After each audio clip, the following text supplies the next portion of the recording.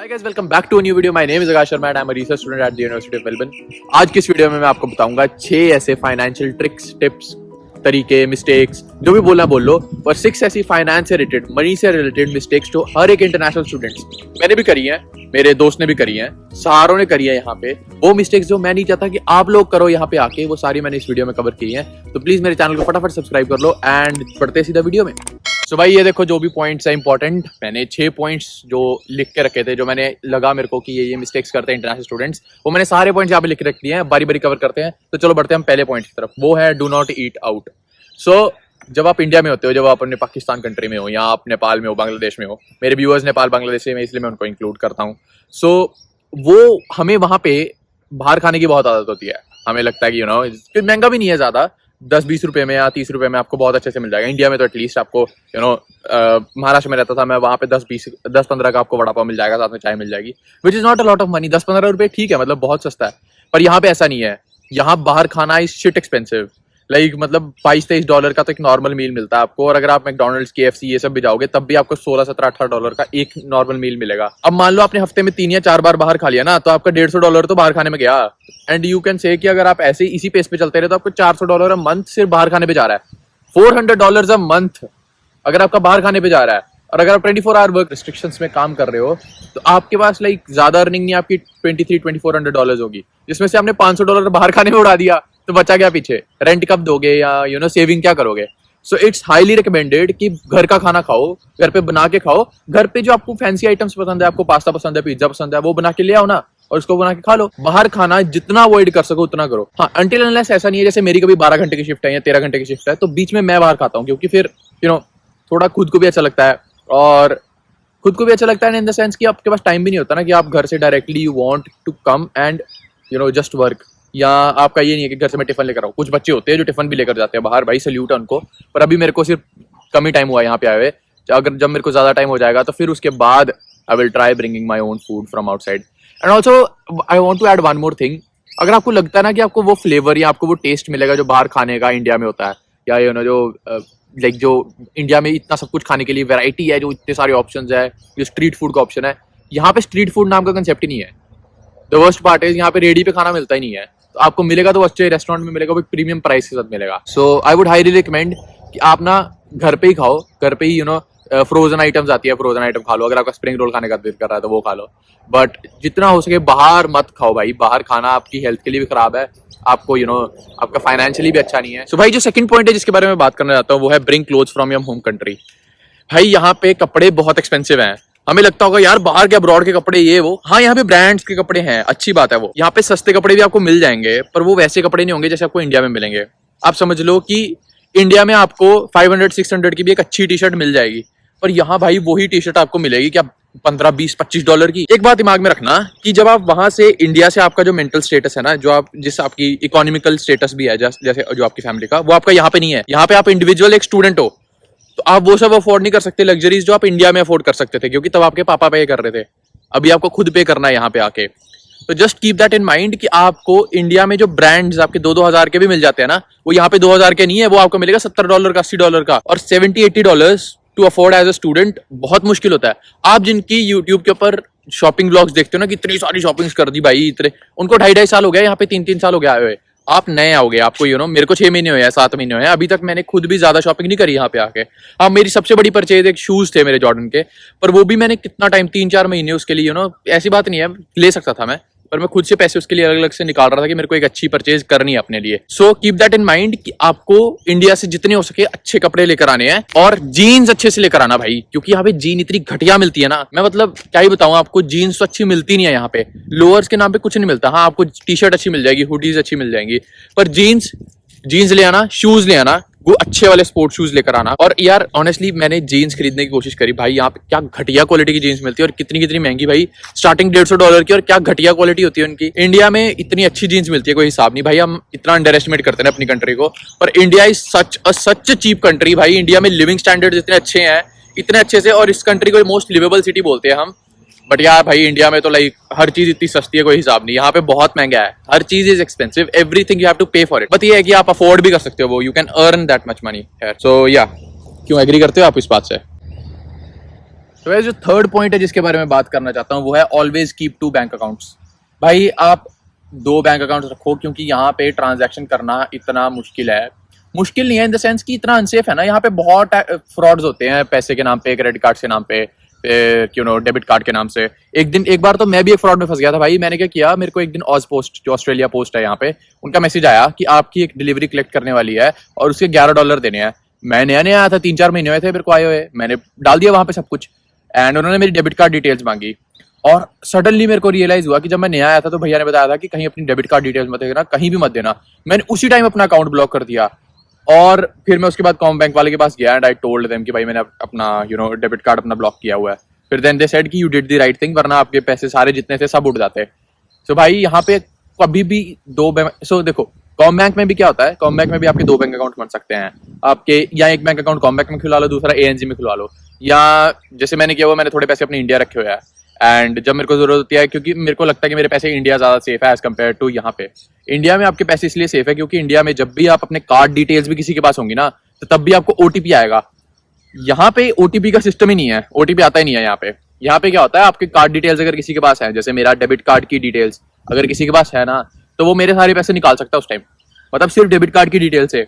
मैंने अपनी जिम को अपने डेबिट कार्ड की डिटेल्स दी थी, और मेरे को लगा था हर टाइम मेरे को ओटीपी आएगा या मेरे को खुद से पे करना पड़ेगा, पर भाई खुद से पैसे कट जाते हैं। एंड मैं जो अपना मेन अकाउंट है भाई, उसमें तो कभी भी ज्यादा पैसे रखता ही नहीं हूँ। लिटरली जब भी मेरे को जरूरत होती है मैं पैसे ट्रांसफर करता हूँ और फिर उससे पे करता हूँ। कभी भी ऐसा मत करो कि अपने सारे पैसे एक बैंक अकाउंट में रखो, क्योंकि आपके सारे पैसे ऐसे झट से उड़ जाएंगे अगर किसी दिन आपके साथ स्कैम हुआ। तो अब जगह जगह टैप करना है, जगह जगह आपकी इन्फॉर्मेशन जाएगी। तो ये है कि हमेशा 2 बैंक अकाउंट्स रखो। That is the one of the biggest recommendation. आते ही 2 बैंक अकाउंट खुलवाओ और सारा फंड एक में रखो और दूसरे में वो रखो। एंड इंटरेस्ट वाले बैंक अकाउंट्स भी होते हैं यहाँ पे, जिसमें आपको थोड़ा इंटरेस्ट भी मिल सकता है, तो वो भी देख सकते हो आप, क्योंकि that would be an investment. तो भाई जो 4th पॉइंट है जिसके बारे में मैं आपको बताना चाहता हूँ, that is do not smoke slash do not drink alcohol. भाई देखो मैं आपको बताता हूँ, अगर आपको इंडिया में सिगरेट पीने की आदत है और आप वो अपनी आदत यहाँ पे लेकर आ रहे हो, you will struggle a lot. क्योंकि भाई इंडिया में आपको सिगरेट अफोर्ड करना इज नॉट एक्सपेंसिव। आपको पता नहीं कितना क्या 10-15-20 रुपए की जितनी भी मिल जाती होगी आपको। यहाँ पे सिगरेट्स आर वेरी एक्सपेंसिव। मेरे थोड़े 2-3 फ्रेंड्स हैं, वो स्मोक करते थे भाई, उनको क्या इतना खर्चा है सिगरेट का। दे हैव लाइक एक बॉक्स $25-30 का आता है यहाँ पे। और देखो पहली बात तो ये, आपकी हेल्थ पूरी खराब हो जाएगी। आपको काम इतना करना पड़ता है, 12-12, 13-13 घंटे की शिफ्ट लगानी है। अगर आपको सिगरेट्स या स्मोकिंग की आदत है, that will cause you a lot. भाई सबसे बेटर यही है, इंडिया से अगर आपको अभी 6 महीने है आने के लिए, आज से मेडिटेशन शुरू कर दो, सब कुछ छोड़ दो, सिगरेट पीने की आदत यहाँ मत लेकर आना, क्योंकि यहाँ पे बहुत एक्सपेंसिव है सिगरेट भाई, बहुत एक्सपेंसिव है, आप अफोर्ड ही नहीं कर सकते। और ऑल्सो यहाँ पे क्या होता है कि आपको सिर्फ बॉक्सेस ही मिलते हैं, आपको इंडिविजुअल सिगरेट्स नहीं मिलती, जैसा मेरे को पता चला था यहाँ से। सो प्लीज स्मोकिंग की हैबिट आपकी है वो घर पे छोड़ के आओ, यहाँ पे रखने की जरूरत नहीं है। दूसरा, अल्कोहल की हैबिट। अगर आपको दारू पीने की आदत है, आपको लगता है कि भाई 3-4 दिन मेरे को दारू चाहिए या 5वें दिन मेरे को दारू चाहिए, भाई हाँ, दारू यहाँ पे सस्ती है, पर सिर्फ यहाँ पे वाइन सस्ती है। आपको जो ये जो आपकी विस्कीज हैं, जो रम की आदत पड़ी हुई है ना, ये आपको $70 की मिलेगी एक बॉटल। और अगर आपको आदत है कि अपने दोस्तों के साथ महफिल लगा के $70 की एक बार बॉटल पीने का, आप कंगाल हो जाओगे यहाँ पे भाई। आपके खर्चे इतने होंगे कोई हिसाब नहीं। और अगर तीसरी बात, अगर आप क्लब्स में चले गए, तो क्लब्स में तो इतनी एक्सपेंसिव अल्कोहल है ना, मतलब एक ग्लास आपको $25 का मिलेगा। भाई क्यों $25 की दारू पीनी है आपको वहां पे। एंड एक दूसरे टाइप के क्लब्स भी होते हैं, अगर आप वहां पे चले गए तो फिर आप तो कंगाल हो भाई। And I would highly recommend कि आपको ये बुरी आदतें जो है ना अपनी, वो इंडिया में छोड़ के आओ, क्योंकि आपको यहाँ पे आप अफोर्ड ही नहीं कर सकते। ये वो लग्जरी चीजें होती हैं भाई। इंडिया में लग्जरी बहुत ईजी है, सस्ती है, यहाँ पे सस्ती नहीं है, यहाँ पे बहुत एक्सपेंसिव है चीजें। क्योंकि भाई जो 5th पॉइंट है जिसके बारे में आपसे बात करना चाहता हूँ, that is do not rent an expensive place. देखो भाई, अगर आपकी मिल्स है इंडिया में, अगर आप करोड़पति हो, अगर आपको पैसे की टेंशन नहीं है, आप पैसे पानी की तरह बहाना चाहते हो, तो फिर आपके लिए पॉइंट है ही नहीं। बाकी पॉइंट्स हैं, अगर फिर आपके लिए पॉइंट ही नहीं है। अगर आप नॉर्मल मिडिल क्लास आदमी हो, अगर आपके ऊपर लोन है या you have to take out your fees यहाँ पे, तो भाई सबसे पहला पॉइंट ये है कि एक्सपेंसिव जगह पे तो जाने की जरूरत ही नहीं है। मतलब एक्सपेंसिव प्लेस रेंट आउट करने की जरूरत ही नहीं है। आपको घर देखना मीडियोकर, जो आपका रेंट हो 250, 200। और मैंने देखा है जो मेलबर्न में तो रेंट बहुत ज्यादा है, एडिलेड या पर्थ में तो रेंट इससे भी कम है, $100 में भी आपको कमरा मिल जाएगा। तो हमारा रेंट का खर्चा बहुत होता है मेलबर्न में। सिडनी में तो इससे भी ज्यादा भाई, सिडनी की तो बुरी हालत है। पर अगर आपका रेंट का खर्चा कम है ना, तो ट्रस्ट में आप पैसे बचा लोगे। कई बच्चे मैंने ऐसे देखे जो $400 वीक रेंट दे रहे हैं। भाई $400 हफ्ता रेंट कितना होता है, आपको आइडिया है? 20-22 हजार रुपये आपको हर हफ्ते का देना है रेंट के नाम पे। मत करना भाई ये सब। शुरू में अगर आपको अकोमोडेशन नहीं मिल रही तो भाई एयरबीएनबी में रह लो, एयरबीएनबी के बाद फिर जब आप यहाँ पे आ जाओगे तो फ्लैटमेट से आप इंस्पेक्शन करके घर ले लेना। मैंने फ्लैटमेट्स की वीडियो बना के रखी हुई है, वो आप देख सकते हो घर लेने के लिए।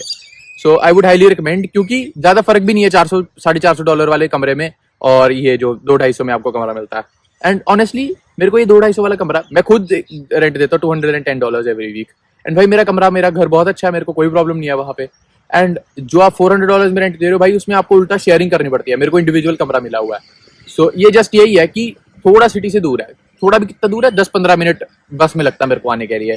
और भाई वो जो आप मेलबर्न सीबीडी में जाते हो तब भी आपको 12-13 मिनट तो लगते ही है यूनिवर्सिटी वॉक करने के लिए। तो इट्स बेटर ना कि अगर आपको बस का क्या है, टैब भी नहीं करते हम तो, और बिना टैब किए ट्रैवलिंग फ्री है हमारी यहाँ पे, क्योंकि कोई चेक नहीं करता। जिस दिन चेक कर लेता है उस दिन फाइन लग जाएगा आपको। और आई वुड हाईली रिकमेंड कि भाई जितना थोड़ा दूर हो सके उतनी दूर कर दो। और अगर आपकी यूनी सिर्फ 1 या 2 दिन ही होती है हफ्ते में, तो भाई जितनी दूर जा सकते हो ना, जितना दूर जा सकते हो, जितनी दूर वाला सबब देख सकते हो वो देखो। मस्त वहां से 1-1.5 घंटा ट्रैवल करके आना, कोई टेंशन लेने की बात नहीं है। अपने आसपास जॉब ढूंढना और वहां पे काम करना। यूनी के पास घर लेने की जरूरत नहीं है अगर आपकी 2 या 3 दिन यूनी होती है, which is most of the cases में ऐसा ही होता है। मेरी यूनी भाई हफ्ते में 5 दिन होती है, सुशांत की भी 5 दिन ही होती है, तो हमें घर पास लेना पड़ेगा। अगर आपकी यूनी थोड़ी दूर है तो भाई दूर ही रहो, पास आने की, सिटी के आसपास रहने की जरूरत नहीं है, क्योंकि जो एमेनिटीज, जो फैसिलिटीज आपको दूर के सबब्स में मिलेगी वो भी सिटी के पास भी मिलेगी। और सिटी भी कुछ खास नहीं है यहाँ पे, लाइक मतलब 4-5 बिल्डिंग है, दैट्स इट। और जो आपके बड़ी बड़ी स्टोर्स है, डीएफओ वगैरह है, वो सिटी के पास है और सिटी के एंड में है। तो आपको स्पेसिफिकली आना होगा तो किसी बस या ट्रेन पकड़ के आ जाना। यहाँ पे 40 मिनट का ट्रैवल ज्यादा नहीं है, 40-50 किलोमीटर मतलब 50 मिनट का ट्रैवल। सो भाई जो अगला पॉइंट है ना, वो थोड़ा सा मतलब ऐसे स्पेसिफिक टिप नहीं है, पर एक इंटरेस्टिंग लाइफ लेसन है कि हमेशा टाइम को पैसे के ऊपर रखो, अगर आप अफोर्ड कर सकते हो तो। अगर आप अफोर्ड नहीं कर सकते फिर ठीक है। देखो मेरे दोस्त ऐसे हैं जो सुबह 6 बजे उठते हैं, फिर वो 6 से 7 तैयार होते हैं, फिर ट्रेन पकड़ते हैं और फिर 2.5 घंटे ट्रेन पे ट्रैवल करते हैं और 10 बजे की लेक्चर लगाने के लिए। और वो हफ्ते में 4 दिन ऐसा करते हैं।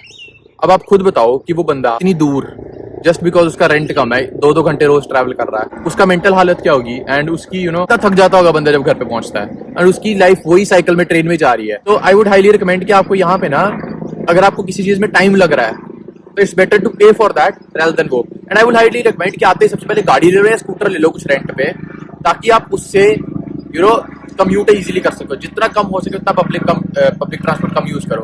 अब जैसे हमारे पास ये स्कूटर है, ठीक है, हम इससे डिलीवरीज भी करते हैं और हम इससे पैसा भी, जो उसका रेंट है वो हम इसकी डिलीवरी से निकाल लेते हैं। पेट्रोल का कोई खर्चा नहीं है स्कूटर का, लिटरली $4 या $5 इसकी पूरी टंकी फुल हो जाती है। और मैं भूल भी जाता हूँ कब टंकी फुल कराई थी। सो जितना हो सके गाड़ी पे ट्रैवल करो या स्कूटर ले लो। आते ही मैं तो बोलता हूँ एक हफ्ते में, एक महीने में हो सके तो गाड़ी रेंट ले लेना और उसके ऊपर ऊबर चलाओ। मस्त, बहुत पैसे बन जाते हैं, अच्छे से हो जाता है। ऊबर चलाना तो ऊबर चलाना, एंड फिर आप बोल सकते हो ऊबर एक्स भी चला सकते हो अगर आपको चलानी है तो, अगर आपका फुल लाइसेंस है। And yeah that's pretty much it guys. So अगर आपको ये 6 पॉइंट्स अच्छे लगे हैं तो प्लीज सब्सक्राइब कर दो मेरे चैनल को। एंड जो मैंने 1K पे प्रॉमिस किया था कि मैं वेबसाइट के ऊपर काम करूंगा, वो मैं कर रहा हूँ। फिल्म का काम भी चल रहा है, वो धीरे धीरे मैं पब्लिश कर दूंगा। हमें इस हफ्ते के एंड तक 2000 सब्सक्राइबर्स करने हैं। सो फटाफट सब्सक्राइब कर दो गाइस चैनल को। Thank you so much for watching my video.